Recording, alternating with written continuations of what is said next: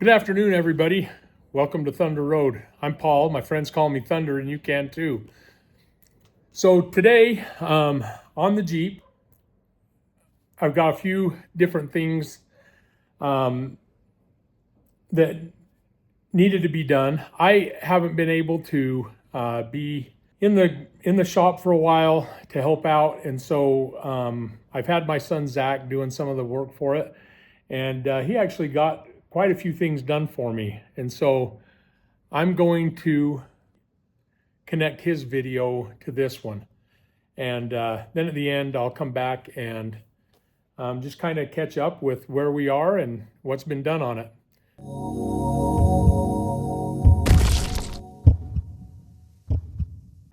right, good afternoon.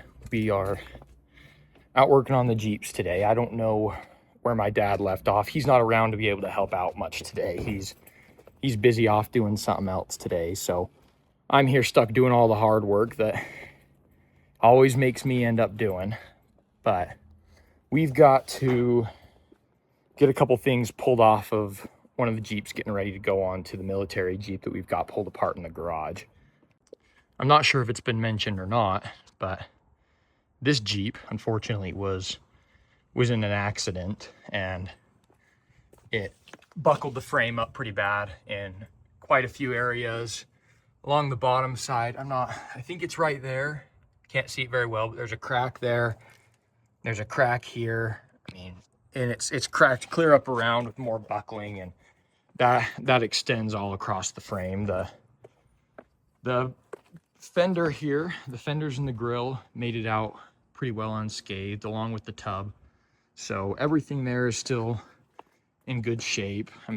Obviously the seats and the frames and steering, everything is intact. The engine did run still. It doesn't have any brakes. The brakes went out, and that was what caused the accident. So no brakes, but otherwise the frame was really the only casualty there. You can see some more buckling right in there and right up here. It's hard to see on the camera, but there's quite a bit of buckling from the damage and from that accident. The engine did run, and where we're putting Kubota engines into the Jeeps anyway, we figured since we can't drive this one, we may as well pull it out and get it sold, get it out of our way. So I did that about last week and got that all pulled apart, and also took off the grill and everything there. Today the plan is, it has a brand new wiring harness on it, so the plan is to pull out the wiring harness on it and get ready to go on to the other Jeep. So that will be the plan today, is to do that. So just the frame side wiring harness, where the body is separated, I'm going to do that another day, but I'll pull off the grill, and I will do all of that another day. Maybe tomorrow, we'll see, but at some point. We lost the tail light, as you can see. We went and found this car hauler trailer that we went and picked up that needed some work, that we will eventually use as a towing rig for these Jeeps to take them out to go trail ride and things like that, wherever we desire to go. So we found this, picked that up. We've done some work to it. We put an electric jack on there so the old man can lift it a little bit easier than cranking it. It's got a jack stand under it just for extra support. It doesn't need it, but this trailer is pretty heavy, so it does help. Under this winch cover, we have, it's hard to see, a hydraulic pump in there that will run the tilt deck ram. That again is pretty difficult to see, but it's right up in there. So this deck does tilt up to be able to drive vehicles up the ramp there. So we've got that. We're doing some work to that we will worry about another day, but we're going to get that done so we can tow the Jeeps around places. And it will fit one of them for sure. It'll be close with the second one. We've got some new wheels for the trailer there. And under here, we have the tub for Billy Boy that may end up become in a different tub, go somewhere else. And then we found this Jeep on Marketplace we went and picked up in Idaho that it has a good frame. It's had some modifications that somebody cut this front cross member out to, we assume, put some sort of a Ford engine in there. It had that, and then it had an adapter on the front of the T90 transmission there that we took off and sold along with a couple of parts that we've already pulled off of it. But it has some custom motor mounts welded on there that we imagine were from some Ford. My dad said that he believed that that was kind of that styling, but ultimately we have no idea what was in it. So we've got this Jeep that it has the transmission. There's no engine, no factory fuel tank, but it does have this aftermarket fuel cell that we're going to get rid of. We don't need that in there. And then along with the rest of the floor panels that were there from that transmission. The taillights aren't original. They just kind of push in, but overall this Jeep is in pretty good shape. There's no serious rust other than in the usual places, like right along this hat channel. You've got that on both sides. And then again, the transmission, we've got the axles that, let's see, it's a Dana 25 in the front. I'm not positive what it is in the rear off the top of my head. I believe it's a Dana 44, but I'm not sure. But we've got that with the drive shaft and everything else that's all still there, disconnected. But everything is there to make a good frame and a good Jeep out of. So we will go from there with this one. This one will be a later project. I'm not sure what all we have in store for that, but that will be figured out on a later date with my dad. We've got extra parts there. All right, a quick update with this Jeep as well, because I'm not sure where we left off at, but we've got one of the diesel engines. We got one of the Kubotas in here mounted to it and ready to go. So the engine runs. We had it running inside of it and it runs great. We made a bracket for the steering box. So we've got the Ford Ranger steering box mounted, and we've got our motor mounts welded on both sides here. So they're welded up through those edges and they've been painted over. So it's all installed and good there. First time we put this in, we knew it had to come back out because we wanted to get those positioned, but we didn't put a clutch or the throttle bearing return spring, so that's been installed. Along with the brake and the clutch. So the clutch linkage needs to be adjusted, but it's all working there. Along with, we put a dual chamber master cylinder on there because we had the other one lose brakes, and if we had a dual chambered, we would have been protected in that aspect. So we've got a dual chambered master cylinder on there.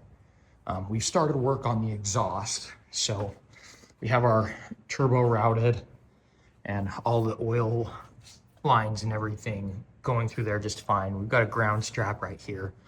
The exhaust running out through here. We've got this flex pipe on here that will ultimately connect up into that tube, that exhaust pipe that we will hang out the back of it. But until then, that's the state that will be in until we get farther going there. And that's kind of where we're at on this one.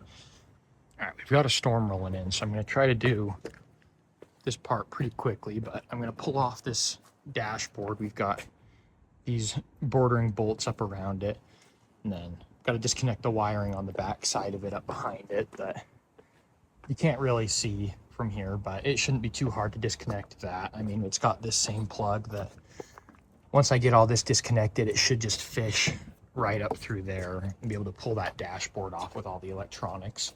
We're going to reuse this dash, so I mean, we're gonna take it off and put it on another Jeep, so there's not even any sense to taking apart the wiring on the back side of it. Just leave it all connected there, and then just move it over to that other Jeep.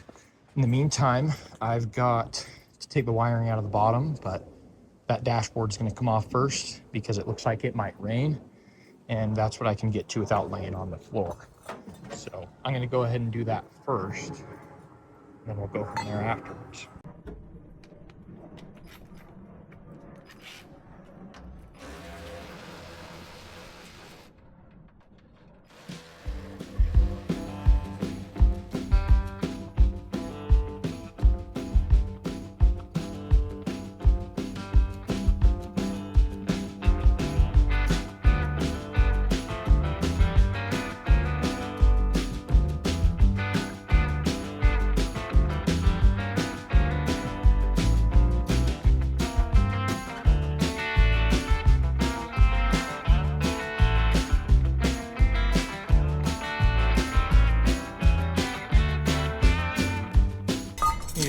couple wrenches.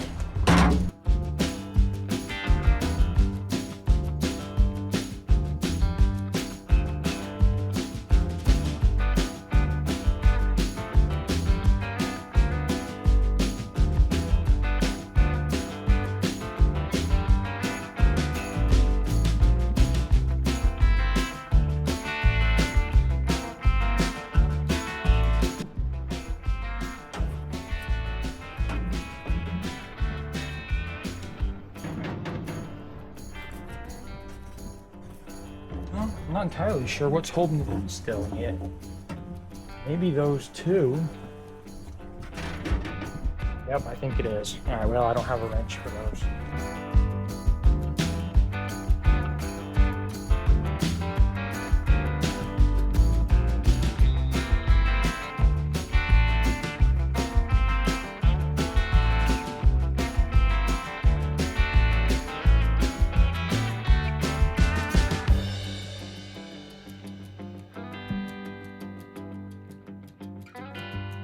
All right, so here's what I'm doing up in here right now.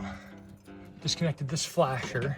It was hooked up right through there with a little screw. That's what I was doing. I was reaching in there weird. And then I've got a few other things. I mean, this black wire is zip tied right up here, so I'm going to cut that zip tie. Either that or disconnect that bracket if I can to separate that.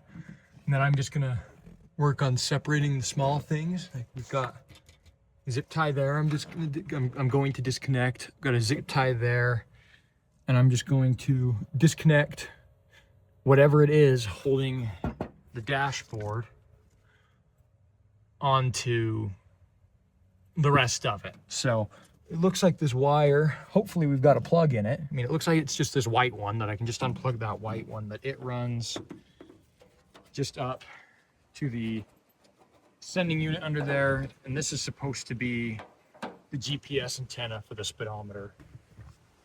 But that is what I'm doing there. I unplugged this Deutsch connector, I believe is what they call it. I'm gonna have to unscrew this right in here so that I can pull that up through. I'll probably just pull this whole thing off. I mean, that's what makes sense rather than try to fish it through the hole in it. But get that all separated and we should be good to pull that wiring harness off the bottom. It should be separated from there, from the top anyway. I don't believe there are any other connections anywhere that go up through the body. I mean, we've got a few for the tail lights right back here, but that should be about it. You know, when I disconnect the tail lights, I mean, I can just unplug it from there and leave them on the body, or just take the tail lights off and have those ready to go as well. Because I imagine that we will reuse those because they're in good shape other than that one missing lens that I'm not sure where it's at. But we'll get on it, go from there. All right, I got the dash out. I don't know how much audio this camera picks up, but I've got that wiring out. So everything cab-wise is actually pretty well disconnected. I mean, the only other thing that runs through the cab is the sending unit. I thought that there was more that went through it, so that's what I got done. This camera is just about dead. Well, I mean, it's still cloudy and rainy, but there's no left rain on the ground. There's nothing really falling right now. So I figured this body harness or the frame harness can't be all that hard to pull out. I mean, you've got this wiring here that runs up through the channel there, up along the side to the back, and then across to the other side, and that's about it. So it shouldn't take all that long to pull it out. I'm gonna do my best to get it pulled out of here really quickly and maybe go put it in on the other one, because that's one of the main things we're waiting on right now is to put the frame harness on. So we'll go do that and see how far I ended up.